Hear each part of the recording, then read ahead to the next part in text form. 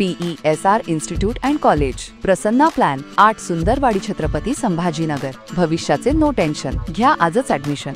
PESR institute and college. दिल्लीतील लाल किल्ला मेट्रो स्टेशनजवळ मोठा स्फोट झाला असून त्यामुळे दिल्ली हादरल्याचं दिसून आलंय। यामध्ये आतापर्यंत 8 जणांचा मृत्यू झाल्याची माहिती असून मृतांचा आकडा वाढण्याची शक्यता आहे। दिल्लीतील या स्फोटानंतर संपूर्ण दिल्लीमध्ये हाय अलर्ट जारी करण्यात आला आहे। तसेच मुंबईसह देशातील प्रमुख शहरांमध्येही हाय अलर्ट जारी करण्यात आला आहे। दिल्लीतील लाल किल्ला मेट्रो स्टेशनच्या गेट नंबर 1 जवळ पार्किंगमध्ये उभ्या असलेल्या एका कारमध्ये हा स्फोट झाला। आज करीब 6:52 पे एक यहाँ पे रेड लाइट पे एक स्लो मूविंग व्हीकल जो रेड लाइट की तरफ आके रुका था, उसमें एक ये एक्सप्लोजन हुआ है। उस वक्त गाड़ी के अंदर जो पैसेंजर्स उसके अंदर ही थे और इस एक्सप्लोजन से जो है आसपास की गाड़ियों में भी क्षति हुई। जैसे ही इसकी खबर मिली, हम सारी एजेंसीज जो है Delhi police, FSL, NIA, NSG, उनकी टीम्स यहाँ पे आ चुकी हैं और हालात का जायजा भी ले रही है। हर तरीके से इस जो है एक्सप्लोजन के बारे में जांच की जा रही है और जल्दी ही इसका आकलन करके इसका जो भी रिजल्ट निकलेगा वो आपको बताया जाएगा।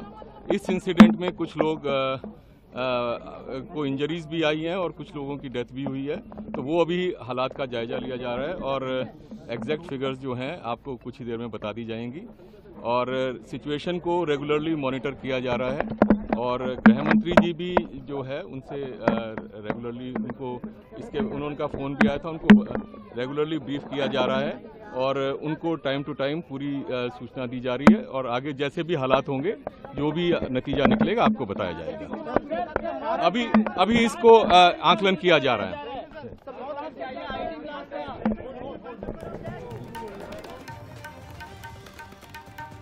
सुरुवातीला हा सिलेंडरचा स्फोट असल्याचं काही जणांना वाटलं, मात्र त्यानंतर हा स्फोट गंभीर असल्याचं समोर आलंय। ज्या ठिकाणी हा स्फोट झाला ते ठिकाण लाल किल्ल्यापासून फक्त 800 मीटर अंतरावर आहे, त्यामुळे सुरक्षा यंत्रणांनी हा संपूर्ण परिसर रिकामा केलाय। या ठिकाणी अग्निशमन दल पोहोचलं असून लागलेली आग आटोक्यात आणण्यासाठी ते प्रयत्न करत आहेत। तसेच या ठिकाणी NSGचे वरिष्ठ अधिकारी दाखल झाले आहेत। त्यासोबतच फॉरेन्सिक टीमही या ठिकाणी दाखल झाली असून ते पुरावे गोळा करण्याचं काम करत आहेत। गेल्या 4 दिवसात म्हणजे 7 नोव्हेंबर ते 10 नोव्हेंबर या दरम्यान दिल्लीमध्ये काही दहशतवाद्यांना अटक करण्यात आली आहे। त्यामुळे दिल्लीमध्ये झालेल्या या स्फोटाकडे गांभीर्यानं पाहिलं जात आहे। ब्युरो रिपोर्ट, जनमत लाईव्ह न्यूज। मराठी बातम्यांसाठी जनमत लाईव्हला लाईक करा, सबस्क्राईब करा आणि बेल आयकॉनला दाबायला विसरू नका।